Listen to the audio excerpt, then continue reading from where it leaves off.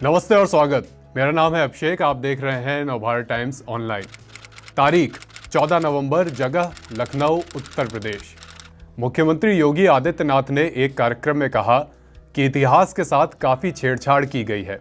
इतिहास ने अशोक या चंद्रगुप्त मौर्य को महान नहीं बताया, बल्कि चंद्रगुप्त मौर्य से हारने वाले सिकंदर को महान बताया। देश के साथ बहुत धोखा हुआ है।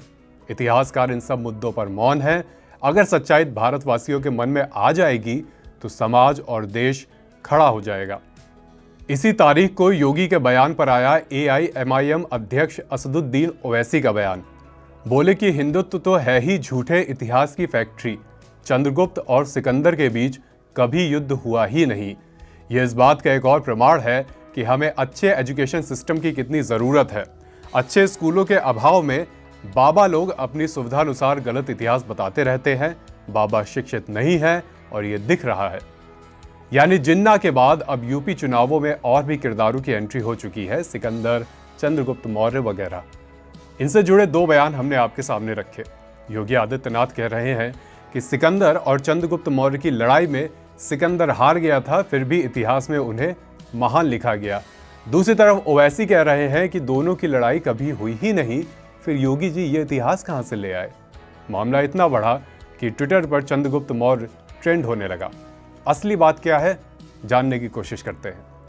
सिकंदर या फिर अलेक्जेंडर तृतीय का जन्म हुआ था 356 ईसा पूर्व में, जो बाद में मैसेडोनिया का 17वां राजा बना। साम्राज्य विस्तार के वास्ते सिकंदर ने भारत का रुख किया। 326 ईसा पूर्व में देश की पश्चिमोत्तर सीमा पर सिकंदर का युद्ध हुआ सिंधु के राजा पुरुरवा या पोरस से। दोबारा बता दें कि सिकंदर और पुरुरवा के बीच ये युद्ध हुआ था। उस समय चंद्रगुप्त मौर्य 14 बरस के थे। सिकंदर ने उस युद्ध में पुरु को हरा दिया और इसी के बाद की हम वो कहानी सुनते हैं कि जब पुरु को बंधक बनाया गया, सिकंदर के दरबार में पेश किया गया। सिकंदर ने पूछा कि आपके साथ कैसा व्यवहार किया जाए, और पोरस ने जवाब दिया कि जैसा एक राजा दूसरे राजा के साथ करता है। पुरु या पोरस के साहस से सिकंदर इतना प्रभावित हुआ कि उनको उनका राज्य लौटा दिया। इसके बाद सिकंदर मगध की ओर बढ़ा। धनानंद मगध साम्राज्य के शासक हुआ करते थे, लेकिन इस अभियान के बीच में ही सिकंदर की तबीयत खराब हो गई, उनकी मृत्यु हो गई। इसके बाद चंद्रगुप्त मौर्य ने आचार्य चाणक्य की मदद से धनानंद को मगध साम्राज्य से उखाड़ फेंका और 321 ईसा पूर्व में मौर्य साम्राज्य की स्थापना कर दी। इसके साथ ही चंद्रगुप्त ने सिकंदर के जीते कई इलाकों को भी मुक्त कराने का अभियान छेड़ दिया।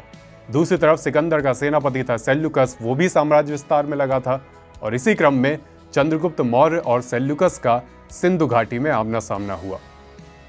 यही वो युद्ध था जिसमें चंद्रगुप्त ने सेल्यूकस को हरा दिया। इतिहासकार बताते हैं कि सेल्यूकस ने अपनी एक पुत्री का विवाह भी चंद्रगुप्त से कर दिया। उसने चंद्रगुप्त को कई इलाके भी सौंप दिए, जिनके बदले में चंद्रगुप्त ने उसे युद्ध में कब्जा किए गए 500 हाथी, सैन्य साजो सामान और तमाम चीजें लौटा दी। चूंकि सेल्यूकस सिकंदर का ही सेनापति था, इसलिए चंद्रगुप्त सेल्यूकस के बीच की लड़ाई को कई बार चंद्रगुप्त और सिकंदर की लड़ाई के रूप में पेश कर दिया जाता है, लेकिन असल में ऐसा नहीं था। चंद्रगुप्त और सिकंदर की लड़ाई हुई थी, इस बात के पर्याप्त प्रमाण नहीं मिलते हैं। इसके मायने ये हैं कि उत्तर प्रदेश के मुख्यमंत्री योगी आदित्यनाथ ने जो इतिहास का पाठ पढ़ाया वो पूरी तरह तथ्यात्मक नहीं है। यह है उत्तर प्रदेश चुनाव से जुड़ी खबरें। चुनाव चल रहा है, तरह तरह की बयानबाजी भी चल रही है, और कई ऐसे मंच होते हैं जहां नेता बिना किसी जवाबदेही के कोई भी बातें बताकर, इतिहास बताकर निकल जाते हैं। लेकिन उस इतिहास के पीछे की जानकारी लगातार हम आप तक पहुंचाते रहेंगे।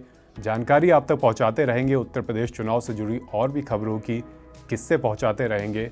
और जब बात किस्सों की है तो बताते चलें, सूचना देते चलें कि कहानी उत्तर प्रदेश की नाम से हमारी एक खास सीरीज़ भी चल रही है, जिसके तहत आप वीडियो देख सकते हैं हमारे YouTube चैनल पर और इसकी स्टोरीज पढ़ सकते हैं हमारी वेबसाइट पर।